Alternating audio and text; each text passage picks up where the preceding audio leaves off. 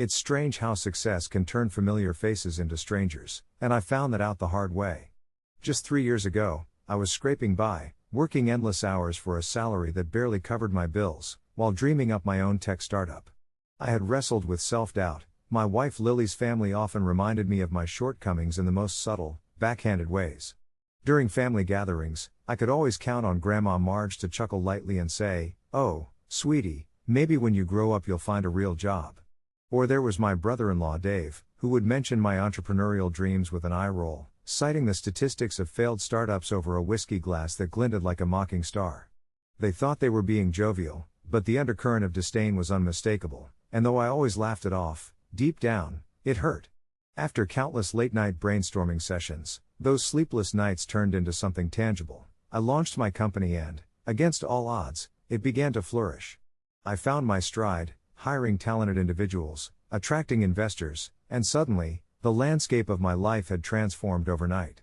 As my bank account swelled and the aura of success enveloped me, I was astonished by the way my in-laws began to treat me.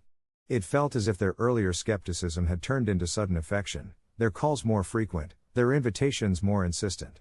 They would ask me for advice on their own ventures. Dave needed help with his small electronics shop, while Marge requested funding for her local charity. At first, I thought it was great. Surely this is what family does, right? We lift each other up. But after a while, the old feelings of resentment resurfaced. Their previous comments echoed in my mind each time I received a new request. I dug deep into myself and realized I was no longer the person they had always looked down on. One bittersweet afternoon, while I savored a cup of coffee and stared out the window at the busy street below, I made my decision. From that moment on, I stopped aiding them. No more money, no more advice, nothing. I felt a strange mix of liberation and guilt. How could I justify this? Was I really an asshole for wanting to distance myself from their past condescension? I recounted to Lily what I had done, my heart heavy with fear of her reaction. She was quiet for a long time, then she simply asked me how I felt about it. I admitted that I felt empowered, but I also worried that it made me unkind, perhaps unforgiving. "You deserve the respect you've earned," she finally said, reaching out to squeeze my hand. It was reassuring, but the nagging doubt remained. Soon enough, Thanksgiving rolled around, and the air was thick with tension. As expected, they were all too eager to reunite and discuss my success over turkey and stuffing, but I felt like a ghost at my own table. All the smiles felt forced, their inquiries laced with a touch of desperation and inadequacy. When Grandma Marge asked for a loan to help refurbish her house, I simply smiled and said I couldn't, that I was focusing my resources on my business. The silence that followed was deafening. I could practically see them reeling, struggling to reconcile the image of the once struggling me with the successful version I had now become. It dawned on me that perhaps they feared my rise. I had become the embodiment of everything they used to mock. Eventually, the evening wore on with awkward conversation and strained laughter. It seemed the air of pretension engulfed us, heavier than the dishes piled around the table. As we said our goodbyes, Grandma whispered, "You know, sweetie, it's good to see you doing well. Just remember, family is everything." I nodded, but inside, I felt a strange emptiness, a realization that maybe it wasn't that simple for me anymore. Days turned into weeks, and as I walked the fine line between emotional isolation and newfound freedom, I wavered between self-assurance and regret. I still thought of those family gatherings, how they had shifted so drastically, like falling leaves, beautiful yet tragic.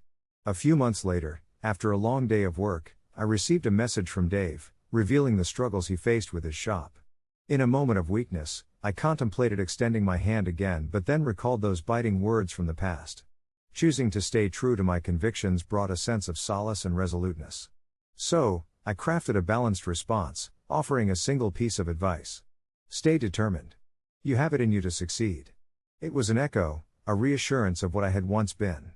As I laid down that night, I realized I might not be the one in the wrong. Sometimes, severing ties isn't unloving, it's an act of self-preservation. And who knows? Maybe one day we could find a way back to each other. Maybe their perceptions would change, perhaps mine would too. With that thought, I drifted into a dream, a serene visage of hope amidst uncertainty. Update: several months later, I've been contacted again by my in-laws, this time more amiable, with heartfelt apologies and a recognition of their previous behavior. They've actually sought out some of my advice for their own businesses, and while I remain cautious, I'm willing to extend a hand again, just a little. Maybe the road to healing is slow and winding, but I'm finding peace in this journey. As the months rolled on, I often found myself reflecting on those turbulent times with my in-laws. Their negativity had loomed like a shadow over my accomplishments, dampening the pride I felt in my newfound success. Yet, as I watched my own business flourish, I began to ponder whether their critique had been more a projection of their insecurities than a true measure of my worth. I used to dread family gatherings, worrying that I'd have to endure their condescension, but now there hung this strange possibility in the air, an olive branch of sorts. When I received the message from my sister-in-law, I felt a mix of anticipation and caution. Her words were different this time, dripping with sincerity and regret, a stark contrast to the disbelief I had grown accustomed to. "Can we talk? We've been thinking a lot about everything," she typed, and each word pulled at a thread of hope I had nearly severed. That evening, I decided to meet her for coffee, carrying the weight of my reservations like a heavy cloak. As I walked into that familiar cafe, the scent of roasted beans enveloped me, grounding me as I scanned the room for her. When our eyes met, I noticed the tremor in her hands. It mirrored how I felt inside. Practically tiptoeing around the remnants of past grievances, we exchanged pleasantries before she dove in, expressing how their thoughts had shifted. "We've watched you grow from afar.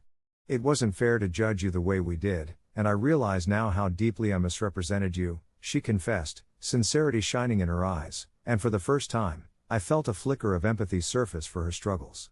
Listening to her recount her own setbacks and the toll they had taken on her self-esteem, a part of me shifted as well, as I understood that we all wrestle with our defeats.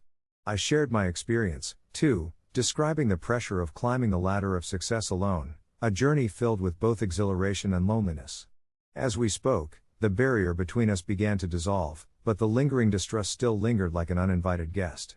Nonetheless, I sensed a desire for reconciliation growing, patchwork stitching together the ripped seams of family loyalty. Later, when I returned home, my wife greeted me with a knowing smile. She could tell I'd been wrestling with my emotions but also saw the subtle shift in my demeanor.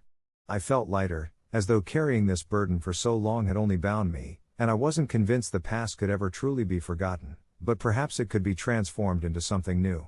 Over the next few weeks, I exchanged messages with my in-laws, cautiously engaging with their requests for advice, offering my insights into their ventures.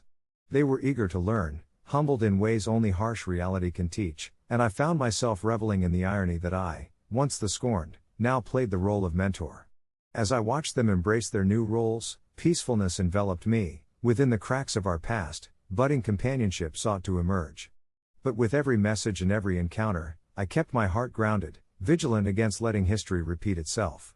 Trust takes time to mend, and while the path forward is uncertain, I've realized that healing often requires both vulnerability and boundaries.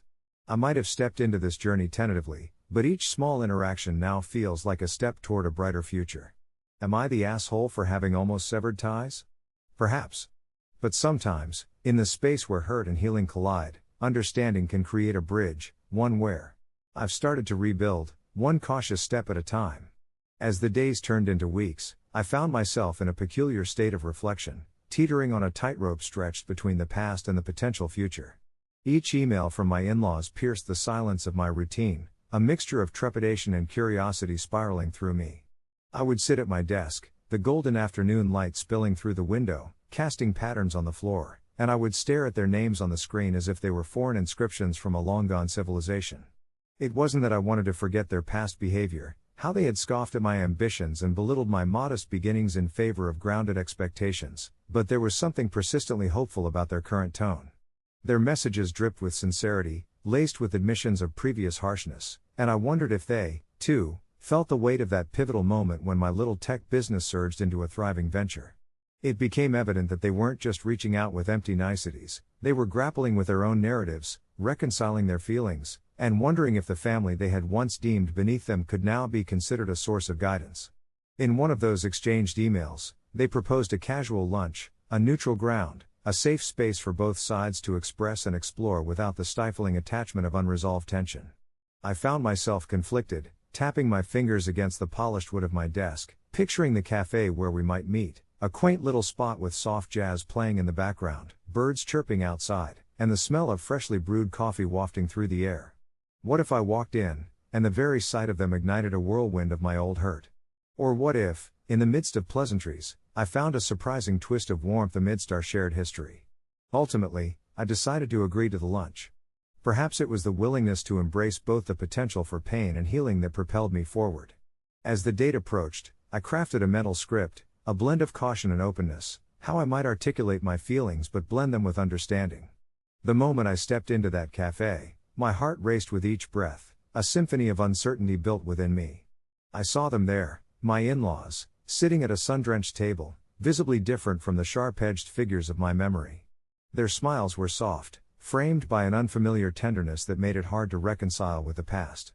The conversation began stilted, filled with careful pleasantries and awkward laughter until eventually, warmth began to seep in, easing the tension like the gentle coverage of a summer blanket. As we talked about benign topics, I felt an invisible barrier start to wane, replaced by a creeping sense of shared humanity. Their stories of struggles echoed my own, their dreams revealing shades of ambition that once felt hidden beneath their dismissive exterior. Something within me flickered, a burgeoning understanding fueled by empathy. I saw them not as the antagonists of my story but as individuals who, like me, were navigating their own trials in a rapidly shifting world. The discussion eventually shifted towards our businesses. I could feel them leaning closer, seeking not just my counsel but aiming to share in mutual growth. And as I offered insights, I realized that this was what healing looked like, not denial of the past but rather embracing it as part of the complex tapestry of relationships. It felt liberating, almost as if by extending my hand despite my previous reservations, I was affirming my worth not just as a son-in-law but as a person with insights worth sharing. Weeks turned into months, and slowly, a new rhythm began to form. We exchanged phone calls that seemed to ease into the comfort of familiarity, their laughter weaving through my days like the melody of a calming hymn. Their once utilitarian approach to me transformed into a blooming collaboration of ideas. There was an almost childlike enthusiasm in their exchanges, a realization that they could learn from me just as much as I could learn from them. It was a refreshing reversal of roles that dispelled the lingering shadows of resentment. Yet, I upheld my boundaries. I was watchful, guarding against the cynical whispers that danced in the corners of my mind, reminding me of the bitter words once spoken. It was a balance, one that required patience and discernment, but I knew that healing isn't merely a linear journey, it's more like a winding path through an intricate forest, where even the hard roots can display breathtaking blooms when nurtured patiently. Sometimes, I still find myself reflecting on whether my initial decision to put distance between us was right. Am I the asshole for having almost severed ties? The answer remains murky, cloaked in the complexities of human emotion and interaction. Yet, through this journey, I have come to embrace the ambivalence, allowing it to shape me rather than confine me.